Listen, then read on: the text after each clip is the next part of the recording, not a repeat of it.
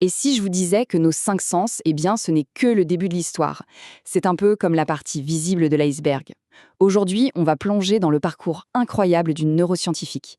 Une tragédie personnelle l'a poussée à tout remettre en question, absolument tout sur notre perception de la réalité. Et ce qu'elle a découvert, ça pourrait bien changer notre vision du monde. Alors, on va commencer avec une question qui a l'air toute simple. Combien on a de sens?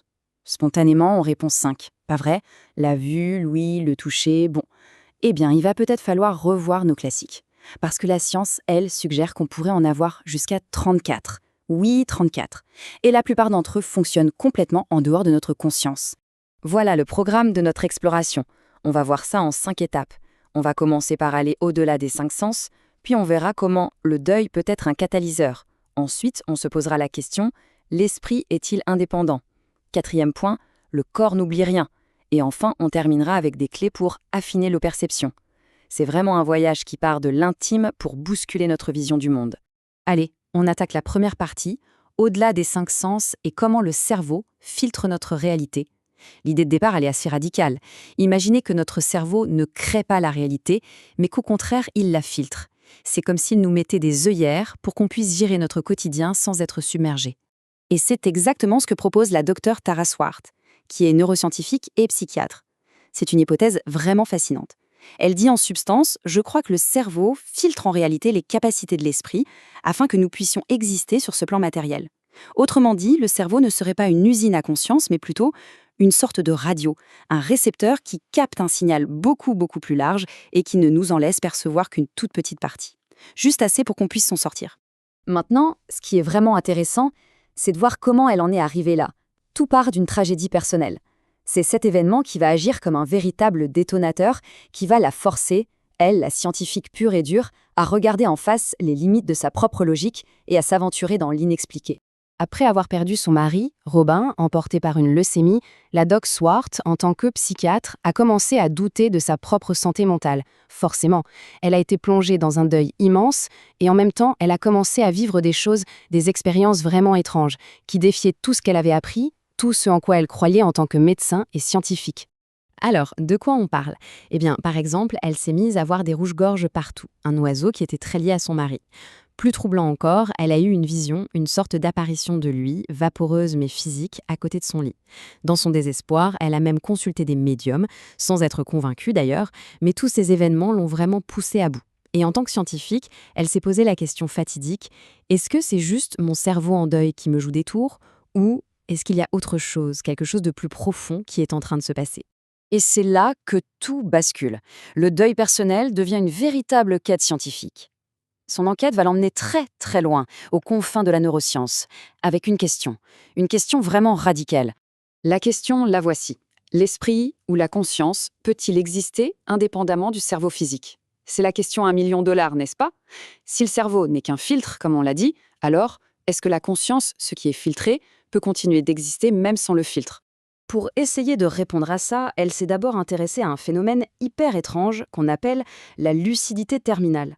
Imaginez des personnes avec des lésions cérébrales très graves, des gens qui ne communiquent plus depuis des années. Et puis, soudain, juste avant de mourir, ils retrouvent une clarté d'esprit bluffante. Ils parlent, reconnaissent leurs proches.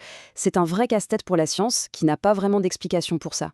Prenez ce cas par exemple, une patiente de 82 ans, atteinte d'Alzheimer, incapable de parler depuis des années. Un jour, d'un coup, elle se redresse dans son lit, elle reconnaît sa fille, elle se met à lui raconter des souvenirs et elle meurt paisiblement cette nuit-là. C'est incroyable, ça pose une question énorme.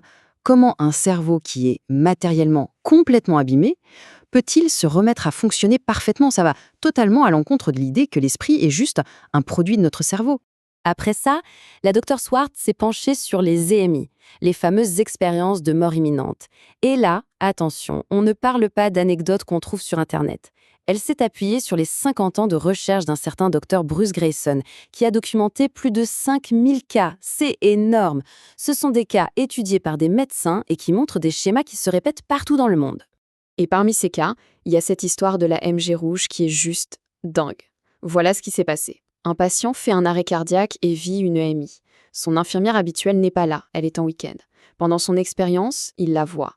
Elle lui dit de retourner dans son corps et d'aller dire à ses parents qu'elle est désolée pour la MG rouge.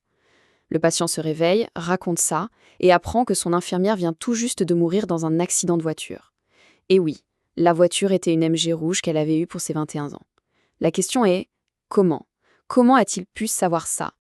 Ok, donc si l'esprit n'est pas uniquement confiné dans le cerveau, alors où est-il? La suite logique, c'est qu'il doit aussi être dans le corps. Et ça, c'est un vrai changement de perspective. Ça veut dire qu'il faut penser la mémoire, le trauma, l'expérience, de manière beaucoup plus globale. Et encore une fois, c'est son expérience personnelle qui va la mettre sur la voie. 1 an, jour pour jour, après avoir ramené son mari à la maison pour qu'il y passe ses derniers jours, elle a ressenti une douleur physique absolument atroce, paralysante. Le truc, c'est que son esprit, sa conscience, avait complètement zappé cette date. Mais son corps, lui, n'avait pas oublié. La mémoire était là, inscrite dans ses tissus. Cette expérience lui a fait comprendre les limites de la thérapie classique, celle qui passe par la parole. Parfois, un traumatisme est si violent qu'il met littéralement KO les zones du langage dans notre cerveau. C'est le fameux « je n'ai pas de mots pour le décrire ». Mais si les mots manquent, la sensation, elle, est bien là. Je le sens dans mes tripes. Le corps, lui, a tout gardé en mémoire. Et donc, pour libérer ce trauma, il faut passer par le corps. C'est ce qu'on appelle le travail somatique. Et il existe plein d'outils pour ça. Des choses parfois très simples et souvent très anciennes. Ça peut être la danse, le chant, le fait de fredonner, de taper sur un tambour, mais aussi des choses comme le massage, le yoga, ou des thérapies plus spécifiques comme la thérapie crânio-sacrée. Toutes ces pratiques ont un point commun. Elles permettent de contourner notre mental, notre tête qui analyse tout, pour aller parler directement au corps et libérer ce qui est coincé. Bon, tout ça c'est passionnant, mais concrètement, comment on fait? Comment peut-on, dans notre vie de tous les jours, développer ces sens un peu cachés? C'est ce qu'on va voir dans cette dernière partie, comment on peut affiner nos perceptions. La première clé, c'est de comprendre comment fonctionne notre cerveau. On a tous un truc qui s'appelle le système d'activation réticulaire, le SAR. C'est une sorte de videur à l'entrée d'une boîte de nuit. Il décide de ce qui est assez important pour attirer notre attention et il jette tout le reste. La bonne nouvelle, c'est qu'on peut l'entraîner, ce videur. En pratiquant ce que la Dr. Swart appelle l'art de remarquer, on peut lui dire « Hey, laisse passer un peu plus de choses, sois moins sélectif ».